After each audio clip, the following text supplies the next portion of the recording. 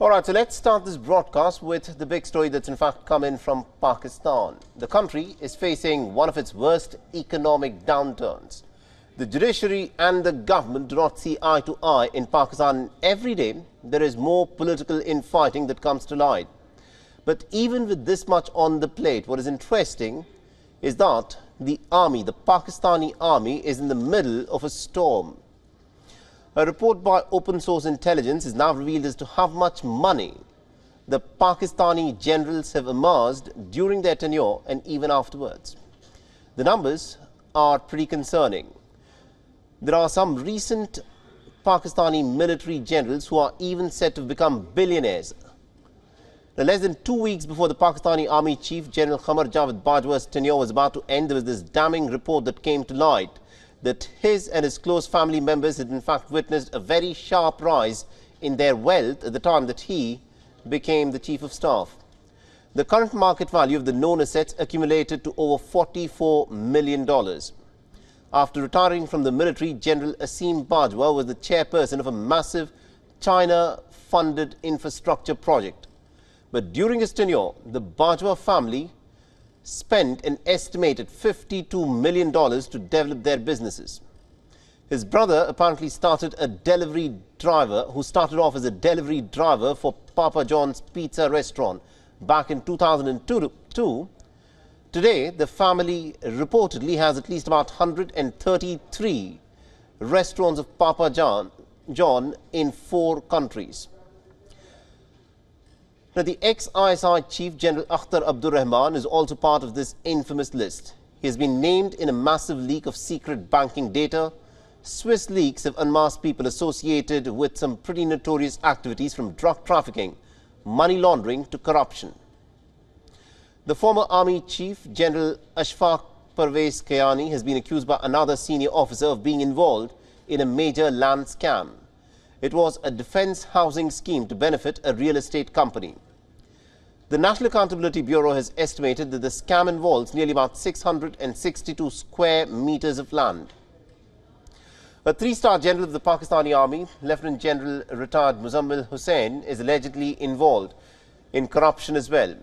And this is a corruption case of about $753 million for a hydropower project. Now, the ex-general has been accused of causing a loss to the national kitty.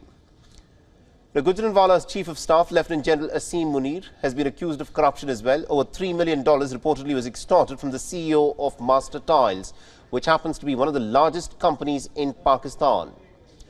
The country has witnessed a series of lows in the past year, with Imran Khan being ousted, financial struggles with the IMF, and the Punjab and Khyber Pakhtunkhwa becoming a battleground for the judiciary and the executive. But the question is this: how is Pakistan dealing with such high levels of corruption within its military?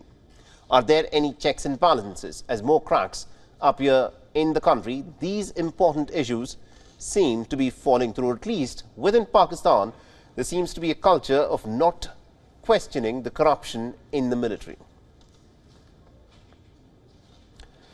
And to give us more insights in terms of what's exactly happening in Pakistan and how can it deal with this kind of corruption within the top echelons of its military, we're being joined by journalist and columnist Raja Faisal, who's joining us live on this broadcast.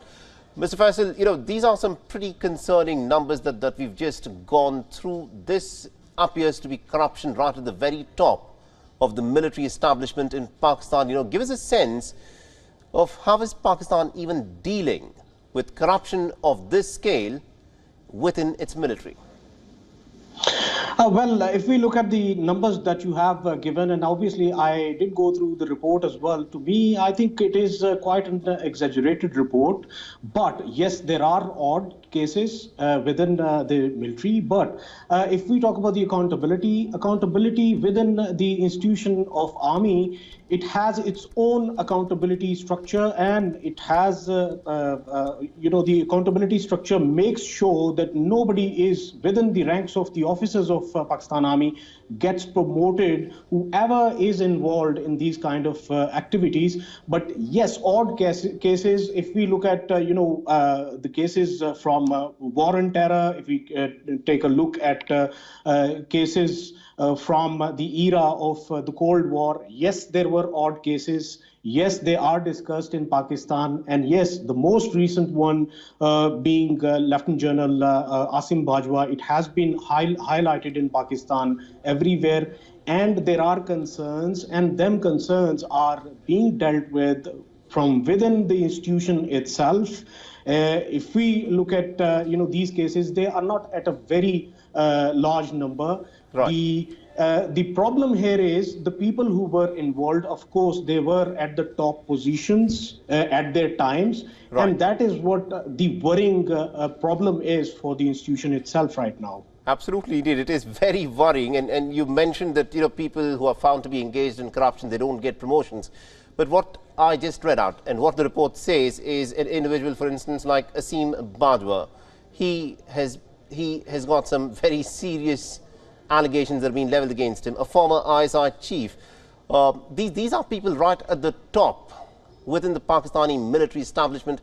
You say that there are checks and balances that perhaps would try to prevent corruption from happening. But if you look at people who are right at the top over the course of the last decade, pretty much most of these names that I read out have been involved in some serious cases of corruption. So how does Pakistan even deal with something like this?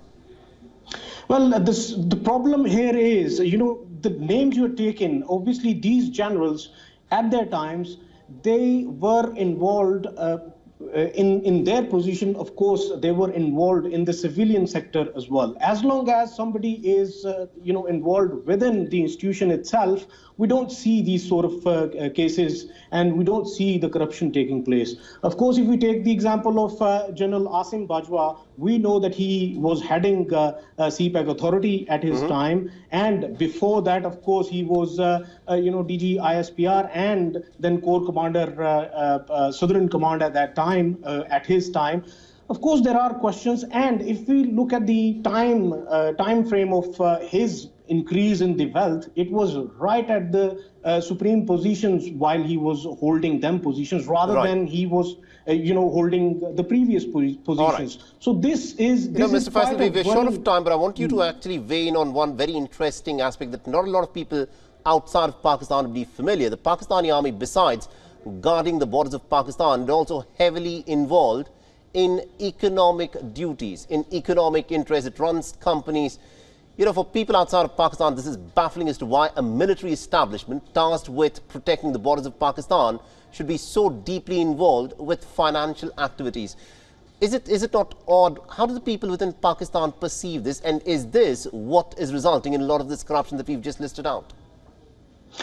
It is odd, I will accept it, but at the same time, if we look at the structure of the army is involved in every sector when it comes to, floods, when it comes to all of the calamities which are being faced by Pakistan, they are involved, and wherever they are, required by the civilian government, they always come towards it. And obviously, if we look at 3 decades, the previous 3 decades, the influence of the army was entirely different, because we were constantly fighting, especially last 20 years. Pakistan army was fighting war and terror. And in this war and terror, mind you, I just want to highlight Pakistan's army and Pakistan's officers. They are considered as, one of the highest number of officers who gave life for their country. Right. Of course, they are Pakistanis. I would highlight around 5 generals who gave life for this country. So at the same time, if we have the odd examples from the institution,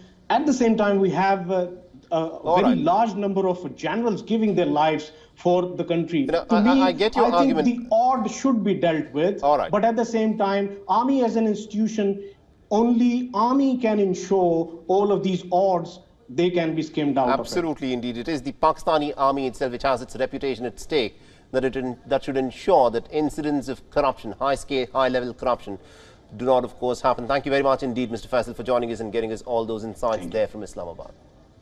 Thank you. WION is now available in your country. Download the app now and get all the news on the move.